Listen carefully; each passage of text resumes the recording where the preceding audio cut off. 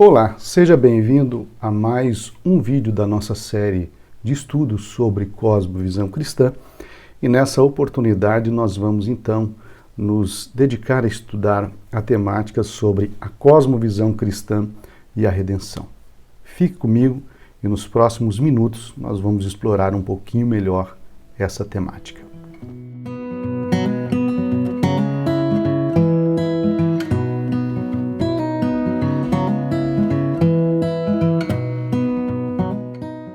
Quando tratamos de cosmovisão cristã e a redenção, nós estamos lidando com a quarta pergunta das quatro questões fundamentais que as cosmovisões buscam responder. Relembrando, a primeira questão, pergunta fundamental que uma cosmovisão busca responder é sobre quem sou eu. A segunda é onde estou e a terceira, o que está errado e a quarta, qual é a solução? A cosmovisão cristã e a redenção, mais especificamente, estão trabalhando no sentido de responder qual é a solução para aquilo que há de errado com o ser humano ou aquilo que há de errado com o mundo. Nessa oportunidade, nós vamos considerar alguns aspectos elementares da doutrina da redenção e de que modo esses aspectos fundamentais eles orientam a cosmovisão cristã. Olhando para as Escrituras Sagradas, lá em Colossenses capítulo 1 e versículo 20, o apóstolo Paulo escreve: "E que, havendo feito a paz pelo sangue da sua cruz, por meio dele, reconciliasse consigo mesmo todas as coisas, quer sobre a terra, quer sobre os céus." Compreender a resposta de Deus diante da rebelião pecaminosa de Adão e Eva no Jardim do Éden é fundamental para nós compreendermos o sacrifício de Jesus Cristo na cruz do Calvário e por que foi necessário que ele assim o fizesse. Nós tínhamos diante de nós, então, a busca ou a resposta sobre qual é a solução para aquilo que há de errado no mundo. Se você olhar para a história, tanto da teologia quanto da filosofia e de outras cosmovisões, você vai ver que essa pergunta é respondida a partir de diferentes construções teóricas, tanto filosóficas, quanto religiosas, quanto teológicas. O fato é que quando Jesus Cristo assumiu o nosso lugar na cruz do Calvário, ele de fato efetuou de forma absoluta e de forma definitiva o plano de redenção para a humanidade. A primeira coisa que nós devemos compreender em relação à redenção é o fato de que ela possui pelo menos três características fundamentais, a saber, a redenção é progressiva, a redenção é restauradora e a redenção é abrangente. Quando nós falamos que a redenção ela é progressiva, de acordo com Goen e Bartolomeu, o fato é que Deus poderia ter estalado os dedos e curado instantaneamente a criação, mas não fez. Em vez disso, partiu em uma longa jornada de redenção, uma jornada que prossegue até o dia de hoje. Se nós olharmos para as Escrituras Sagradas, nós vamos ver que essa jornada ela inicia-se de modo muito específico com o chamado de Abraão para que ele deixasse a sua parentela e fosse para um lugar que Deus mostraria a ele. A promessa que Deus faz em Abraão, no Gênesis capítulo 12, é de fato uma promessa de alcance universal, quando ele diz a Abraão que nele, em ti, serão benditas todas as famílias da terra. Então, essa jornada iniciada em Abraão e sendo continuada por todo o plano ou o trajeto de Israel ao longo da história, é consumada, portanto, efetuada de forma definitiva quando Jesus Cristo morreu na cruz do Calvário, conforme nós já lemos em Colossenses 1:20. Agora, o fato importante é que essa jornada ela ainda prossegue até os dias de hoje. Por quê? Porque a redenção ela está sendo vivenciada, ela está sendo pregada pela igreja, conforme é registrado em 1 Pedro, capítulo 2, versículo 9 e 10, e essa redenção, ela culminará no seu sentido mais pleno e efetivo sobre toda a criação, quando for instaurada uma nova criação. Então, uma coisa que nós devemos entender no sentido da redenção ser progressiva é que a igreja é um agente neste processo de redenção progressiva. Porque quando Jesus fala que os seus discípulos são sal da terra e luz do mundo, está falando num sentido de que a igreja, ela possui a função, cumpre a função de redirecionar aquilo que foi distorcido pelo pecado. A função da igreja no mundo é santificar aquilo que infelizmente foi corrompido pelo pecado e iluminar as áreas da nossa sociedade que estão sob a escuridão do pecado. E é interessante olhar o que Paulo escreve aos Colossenses 1, 13 e 14, quando ele diz que Deus nos libertou do império das trevas e nos transportou para o reino do Filho do seu amor, no qual temos a redenção e a remissão dos pecados. Observe que interessante é essa colocação de Paulo. Paulo está falando que quando nós fomos libertos do império das trevas, e isso evidentemente ele está falando no plano espiritual, quando o homem é liberto do império das trevas, ele é transportado para o reino do Filho do seu amor. Ou seja, a igreja, por mais que ela seja peregrina neste mundo, e por mais que nós estejamos, de algum modo, interagindo com esse mundo, essa sociedade que sofre influência do pecado e do mal, no entanto, a igreja, ela é parte, ou seja, a igreja ela é apenas peregrina, mas ela pertence não ao reino das trevas, mas ao reino do Filho do seu amor. Nós não pertencemos mais para o império das trevas, mas nós fomos transportados para o reino do Filho do seu amor, no qual nós temos a redenção e a remissão dos pecados. Uma segunda característica da redenção é o fato que ela é restauradora.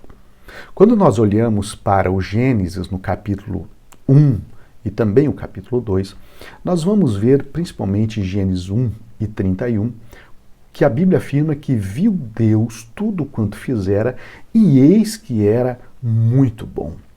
Ou seja, o que a Bíblia está dizendo é que aquilo que Deus criou, seja a natureza, seja o homem, seja os animais, tudo que Deus havia criado era muito bom, ou seja, expressava a perfeição de Deus e foi feito dessa forma para que tudo aquilo que foi criado vivesse em harmonia com o Criador. No entanto, o que nós vemos, e isso está muito claro em Romanos capítulo 8, versículo 20 até o 23, é o fato de que o pecado de Adão afetou todas as coisas criadas e não há nenhuma área da criação que não tenha sido afetada pelo pecado de Adão, mas se o pecado de Adão afetou todas as áreas da sociedade, o fato é que todas as áreas da sociedade ou da criação serão restauradas também. Diante disso, a redenção ela cumpre o papel de restaurar a criação divina. E deve ser entendido aqui o fato de que a restauração no estudo da redenção, não é, como voltar ao estado primitivo da nossa sociedade ou da história humana, mas o retorno a uma era da história na qual o pecado não exercia influência. E aí nós temos que tomar o cuidado de que muitas vezes nós classificamos os avanços da sociedade como algo negativo e até sob influência de Satanás. E nós muitas vezes classificamos os avanços tecnológicos como uma criação ou resultado até de uma obra maligna para destruir a criação de Deus. Muito pelo contrário. Todos os avanços científicos são resultados da capacidade humana que Deus incutiu em nós quando Ele nos criou à sua imagem e semelhança. O grande problema é quando esses avanços científicos, esses avanços tecnológicos, esses avanços na medicina ou em qualquer outra área são distorcidos pelo pecado. O que eu estou dizendo aqui é que um cientista ele precisa fazer ciência, mas o bom seria que a ciência feita por esse cientista não estivesse sob a influência do pecado.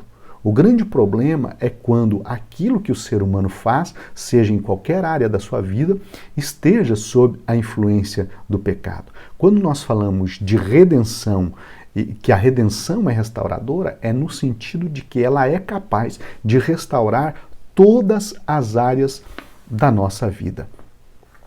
O grande problema, né, com tudo isso é o fato de que, devido à presença então do pecado no mundo, né, o uso e os fins de muitas coisas desenvolvidas pelo ser humano acabam servindo a finalidades distorcidas. Então a restauração ela consiste em trazer a santidade e a presença do Criador para todas as dimensões da vida humana, culminando na efetivação da vontade sublime de Deus em toda a extensão do cosmos. Agora aqui eu quero chamar a atenção para um ponto que eu considero importante para nós não confundirmos a redenção como uma restauração universal e aquilo que é conhecido como universalismo cristão ou apenas universalismo, que a palavra restauração, do grego apocatastes, né, é a restauração da criação a uma condição de perfeição. O Orígenes de Alexandria, que viveu lá no século 2 e 3 depois de Cristo, ele utiliza essa palavra em seus escritos para designar a restauração final de todas as coisas em sua unidade absoluta com Deus a partir de um texto do Novo Testamento de Atos 3:21, quando o apóstolo Pedro diz: o qual convém que o céu contenha aos tempos da restauração de tudo, dos quais Deus falou pela boca de todos os seus santos profetas desde o princípio. Né? Então aqui ele está falando da apocatástase de todas as coisas, ou seja, a restauração de todas as coisas. Alguns, né, entendem que essa passagem ela representa a salvação, a redenção e a salvação final de todos os seres, inclusive os que habitam no inferno. Então, no interior do cristianismo, há quem defenda a tese universalista da salvação, né, nesse sentido, no qual inclui a salvação final de todos, né, e aí incluindo os condenados no inferno, e alguns afirmam que, inclusive, no final, o diabo será, então, salvo. Bem, essa é uma posição defendida por alguns teólogos no meio cristão, mas não, eu particularmente não acredito dessa maneira. Então, eu acredito numa salvação universal e abrangente, mas não nesse sentido colocado aqui pelo universalismo cristão. Então, quando eu me referir à salvação universal, não é no mesmo sentido dos universalistas, né? Bem, uma terceira característica sobre a redenção é que ela é abrangente.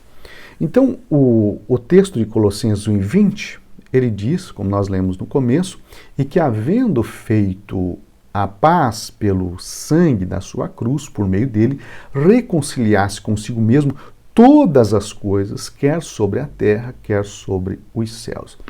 Então, diante disso, a restauração de Deus alcança a totalidade da vida humana, mas se estende à criação não humana também. Isso implica, né, no fato, portanto, de que a restauração ela tem um alcance universal, né, como já expliquei antes, não no sentido do universalismo cristão, porque ela não se restringe apenas ao ser humano, mas ao fato de que toda a criação sofreu as consequências do pecado e, portanto, toda a criação precisa ser redimida. E se a restauração ela se concentrasse apenas no homem, logo ela seria, portanto, uma restauração parcial e não uma restauração total, como está claro aqui no texto de Colossenses, de que inclui todas as coisas.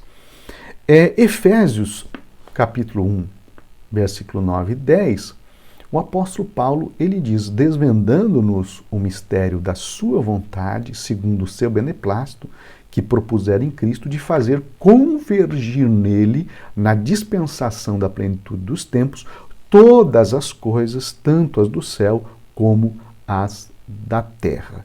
Então, percebemos que esse texto deixa bem claro a abrangência da redenção. Até aqui nós falamos sobre as três características da redenção, mas agora é importante nós focarmos na pessoa de Jesus Cristo, que é o restaurador, o redentor. Quando nós olhamos para a Bíblia Sagrada, desde o Gênesis, nós percebemos que no Éden nós encontramos Deus fazendo uma aliança com o homem, que ficou denominada como aliança edênica, né? E depois nós vamos perceber que em cada momento da história Deus faz alianças ou com indivíduos ou com o seu povo. O fato é que desde o Antigo Testamento o que nós percebemos com frequência é a quebra contínua dessa aliança. Por que havia essa quebra contínua de aliança? Se olharmos cuidadosamente para as Escrituras, nós vamos ver que o homem, em todas essas alianças, foi incapaz de cumprir com o seu acordo. Porque quando nós falamos de uma aliança, nós estamos falando de um acordo entre duas partes, nas quais elas se comprometem com direitos e deveres. A partir do momento que essa aliança é quebrada, ou seja, não há o cumprimento dos deveres de alguma das partes, logo os direitos também são subtraídos ou devem ser negados. Nesse sentido, quando nós olhamos para as alianças do Antigo Testamento, nós vamos perceber que em todas elas o ser humano ele falhou, ele foi incapaz de cumprir com seus deveres para usufruir dos seus direitos. O fato é, portanto, que era necessário uma nova aliança, mas uma aliança que fosse suficientemente poderosa, ou seja, ambas as partes fossem capazes de cumprir com as suas obrigações. Nesse sentido, nós vamos perceber que o apóstolo Paulo, novamente eu gostaria de ler o texto de Colossenses 1, 13 e 14, ele diz que Deus nos libertou do império das trevas e nos transportou para o reino do Filho do seu amor, no qual temos a redenção. Em quem nós temos a redenção? No Filho do seu amor, ou seja, em Jesus Cristo nós temos a redenção. Então, a aliança que Deus havia feito com o primeiro homem, ela foi quebrada por ocasião da sua atitude desobediente em relação à ordenança para que não comesse do fruto da árvore do conhecimento do bem e do mal. Infelizmente, né, Adão e Eva falharam no compromisso assumido E como resultado, o pecado de Adão trouxe consequências para toda a humanidade. Diante disso, era necessário, portanto, uma aliança perfeita. E a nova aliança no sangue de Jesus Cristo, ela é perfeita porque ela não é feita por homens pecadores, mas a parte que assume o seu compromisso humano é em Jesus Cristo, que é o Deus encarnado e que o fato dele ter percorrido a sua trajetória e a sua história aqui na Terra sem pecado, o creditava para assumir o papel efetivo nessa aliança com Deus. E é interessante que foi no sangue de Jesus Cristo que essa nova aliança foi fundamentada. E o termo redenção, apolutroses, significa comprar de volta. Quando nós olhamos para a quebra de aliança lá no Éden, o pecado trouxe uma separação entre a criatura e o Criador.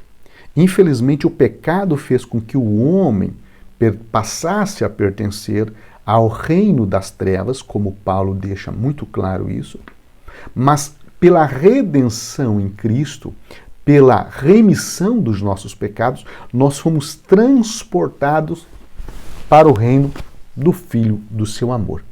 E esse comprar de volta significa exatamente isso.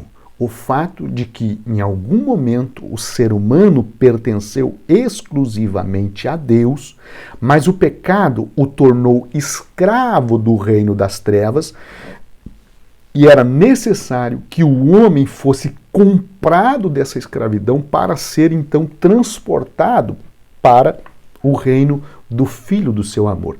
Então, a redenção em Cristo Jesus foi esse ato de que pelo sangue de Jesus Cristo o homem fosse comprado de volta para Deus. Então, quando nós olhamos para a realidade do ser humano, qual é a solução para o problema da humanidade, uma cosmovisão, ela olha a partir dessa perspectiva.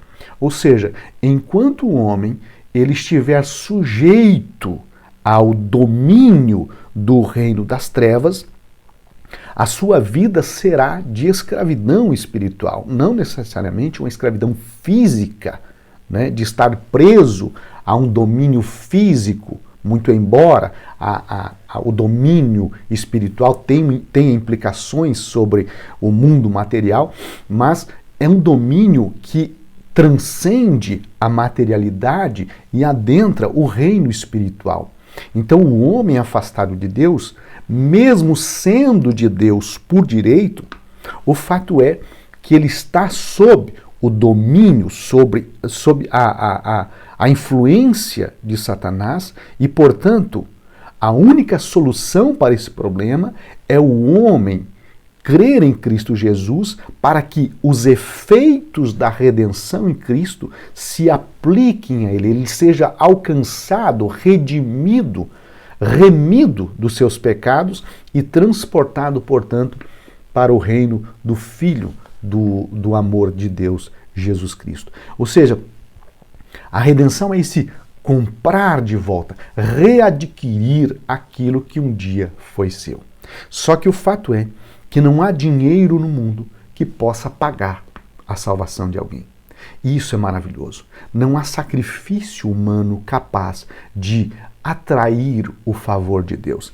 Apenas o sangue imaculado, perfeito de Jesus Cristo, sem pecado, que foi sujeito a todas as tentações que o ser humano passou, mas sem pecado. Apenas Cristo, apenas o sangue puro de Jesus Cristo é o preço, né, que foi pago, então, para a remissão dos pecados. Então, aquele que está em Cristo Jesus, ele foi comprado de volta para Deus. Então, a solução para o problema da humanidade está no sangue de Jesus Cristo derramado lá na cruz do Calvário para reaproximar o homem de Deus. Um segundo ponto em relação à nova aliança de Jesus como restaurador, e isso é muito importante nós destacarmos, é o fato de que Jesus veio desfazer as obras do diabo. O apóstolo João escreve em 1 João 3,8 o seguinte: para isto se manifestou o Filho de Deus, para destruir as obras do diabo. Que obras são essas? Se nós olharmos desde o Gênesis, lá no capítulo 3, nós vamos ver que ali o diabo, ele inicia uma série de obras destrutivas na esfera material e terrena. E ele inicia enganando o ser humano acerca de como deveria ser o seu relacionamento com Deus. E desde então, o diabo vem ao longo da história enganando o ser humano sobre como deve ser o seu relacionamento com Deus. E o que o diabo prega é que o ser humano não precisa se submeter à vontade do Criador, à vontade de Deus. Ou seja, o ser humano ele pode viver de acordo com os seus interesses, com a sua vontade, com aquilo que ele acha que é correto. E ao longo da história, o diabo sempre vem enfatizando essa autonomia, esse controle sobre o próprio arbítrio do ser humano. E, infelizmente, o que nós temos visto é que essa soberba humana tem levado o homem a se afastar de Deus. E quando Cristo veio ao mundo, ele veio para desfazer as obras do diabo, incluindo o fato de que o homem não precisa se submeter à vontade de Deus. De que modo Cristo faz isso? Observe o que está escrito lá em Filipenses, no capítulo 2, a partir do versículo 5, quando a Bíblia fala que Jesus Cristo, ele não teve por usurpação ser igual a Deus, mas aniquilou-se a si mesmo, assumindo a forma de servo e achando-se na forma humana, foi obediente até a morte e morte de cruz. Pelo que Deus o exaltou soberanamente e lhe deu um nome que é sobre todo nome. Então observe que Jesus Cristo veio desfazer as obras do diabo, primeiramente com o seu exemplo e segundo com a sua entrega lá na cruz do Calvário. E o fato de Cristo se submeter à vontade plena, absoluta do Pai, assumindo a forma de homem, fazendo-se como os homens, sendo obediente até a morte de cruz, ele dá início a um processo de desfazer as obras do diabo. Ou seja, o nascimento de Cristo já dá início a esse processo de desfazer, portanto, destruir, portanto, as obras do diabo. Então, no interior da cosmovisão cristã, nós entendemos que o diabo é o agente e causador das tentações e males. É evidente que o ser humano possui responsabilidade em relação aos seus atos quando ele rejeita viver sob a vontade de Deus e se entrega ao pecado. Então o ser humano tem responsabilidade diante de Deus quando ele rejeita obedecer a sua palavra e dar ouvidos a Satanás. Então, quando nós falamos que o diabo é o agente causador das tentações e males, isso não significa ou não é a negação da responsabilidade humana sobre suas decisões e atos, porque o ponto central aqui diz respeito ao fato de haver uma realidade imaterial e habitada por espíritos malignos que se opõem às obras de Deus, tentando continuamente destruí-las, e isso evidentemente contraria, por exemplo, uma cosmovisão naturalista que nega a existência de uma realidade espiritual e imaterial. Por esse motivo, ou seja, o diabo leva a criação de Deus, e se opõe então às obras de Deus no sentido de destruí-las. Satanás ele leva Eva a pecar contra Deus, Lá em Mateus capítulo 4, nós vemos ele tentando fazer Jesus pecar e falhar na sua missão como Messias. E as táticas de Satanás, elas consistem em mentir, enganar, em promover o homicídio, né? e todo e qualquer tipo de ação destrutiva no intuito de fazer as pessoas se afastarem de Deus rumo à destruição. Então Jesus, ele veio desfazer as obras do diabo, e não somente isso, mas conforme lemos em Efésios capítulo 6, versículo 10 até o 20, ele muniu a sua igreja de armas espirituais para lutar e vencer as batalhas espirituais. Então, embora uma cosmovisão naturalista ela negue essa realidade ou a ideia de uma batalha espiritual, né, nós acreditamos que ela exista porque nós vemos as evidências dessa guerra espiritual no nosso dia a dia, né, quando o ser humano, infelizmente, ele se afasta de Deus e permite que o diabo domine a sua vida e o seduza a viver pecaminosamente.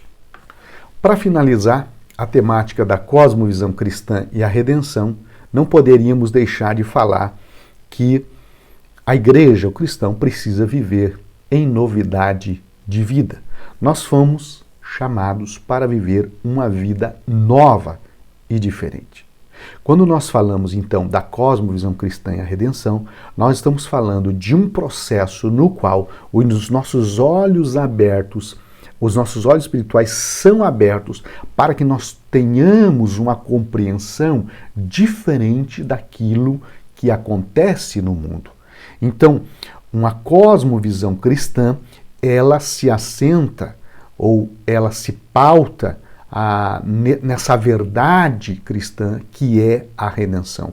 O ser humano vivia sob o domínio do reino das trevas, mas agora ele faz parte do reino de Deus e, portanto, a sua compreensão sobre aquilo que acontece no mundo, ela é a partir de uma outra perspectiva.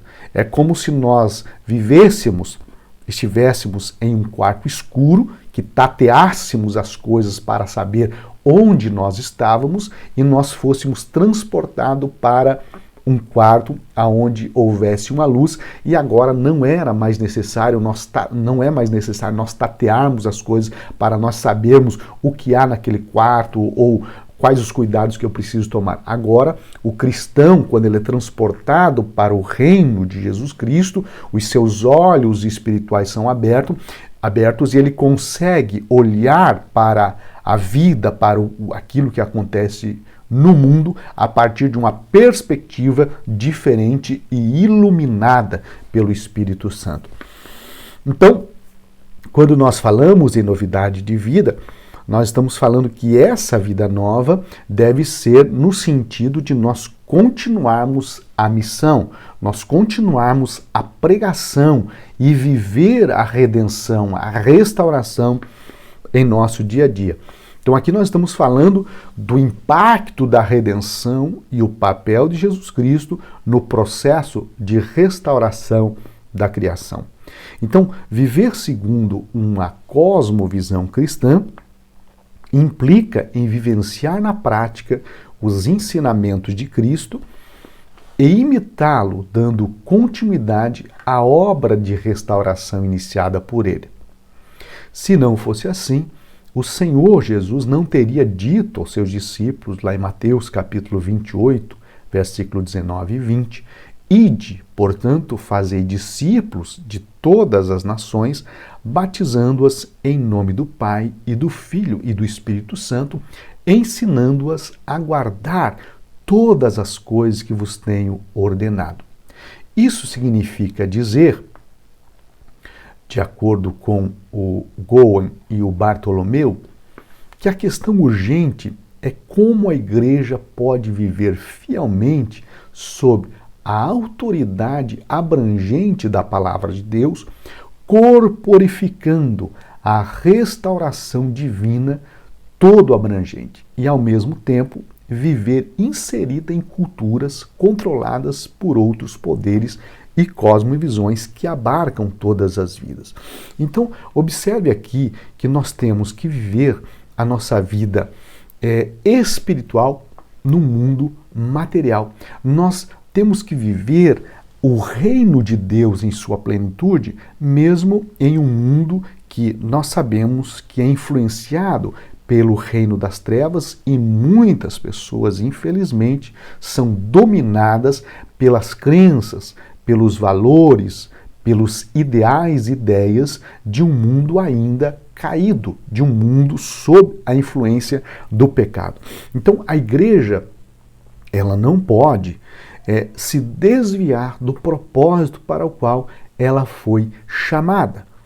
Tornar Jesus Cristo conhecido ao mundo através da sua atuação na sociedade. E aqui, diga-se de passagem, não apenas Cristo deve ser conhecido pela igreja e pelo cristão por meio das suas palavras, mas principalmente pelo modo como ele atua na sociedade. Se ele é um comerciante, ele deve ser um comerciante honesto, sincero, ele deve agir de maneira justa em todas as suas negociações. Se ele é um empregado, se ele é um patrão, enfim, qualquer coisa que ele fizer, que ele atuar na sociedade, Cristo deve ser visto, deve ser reconhecido em seu comportamento, em sua atuação. Isso significa que nossa vivência cristã, ela está para além das quatro paredes de uma igreja, mas a igreja deve desenvolver uma presença atuante em todas as áreas da nossa sociedade. Para concluir, o fato é que a obra da redenção iniciada por Cristo Jesus lá na cruz do Calvário teve um impacto abrangente, restaurador e progressivo sobre a criação. A entrega que se deu lá na cruz do Calvário deu início, portanto, a uma nova aliança não mais fundamentada em sangue de animais ou em comprometimentos meramente humanos, mas ela está fundamentada no próprio Cristo, no próprio sangue de Jesus Cristo. E este evento, nós devemos deixar muito claro, o evento da crucificação, da morte e ressurreição de Jesus Cristo, ele alterou completamente o curso dos acontecimentos cósmicos. Por quê? Porque a graça de Deus agora é manifesta a todos os homens, trazendo esperança, salvação e vida eterna a todos. E esse processo de restauração iniciado por Cristo deve continuar por meio da igreja. E quando nós falamos de igreja, devemos entender que cada um de nós é parte do corpo de Cristo e, portanto, cada um de nós é igreja de Cristo. Para encerrar, eu e você somos agentes de Deus no mundo para levar uma palavra e viver uma vida que testifique o poder redentor de Cristo na vida do ser humano e na humanidade. Um forte abraço, que Deus te abençoe.